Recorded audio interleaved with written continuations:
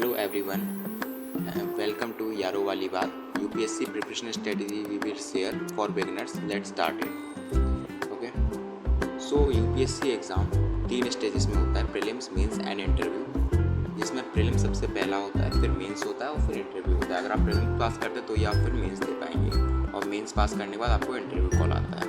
इस एग्ज़ाम में आपको start with basics NCERT 9 to 12 आप स्टार्ट कर सकते हैं. अगर आपका 6 to 10 पढ़ा हुआ होता है तो आप 9 to 12 ही पढ़ें. सबसे पहला आता है पॉलिटी.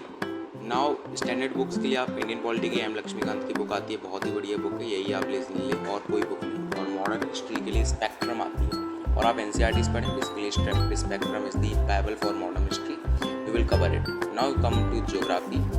ज्योग्राफी के लिए जीसी लियोंग की बुक आप एनसीईआरटीज को अच्छे से पढ़िए. 9 to 12 की बेसिकली 11-12 की मोस्ट इंपॉर्टेंट. और रमेश सिंह इकोनॉमी के लिए आप रमेश सिंह की रेफ़र कर सकते हैं या फिर आप संजीव वर्मा की शॉर्ट नोट हो गए वो भी आप रेफ़र कर सकते हैं. But you should link with current affairs.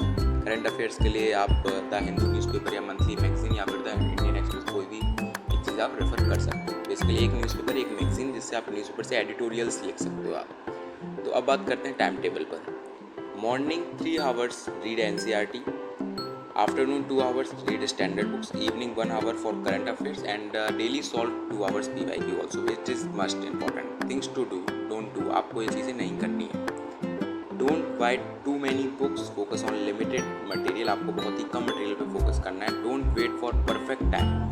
Start with today and maintain consistency throughout the preparation. Consistency is the main key.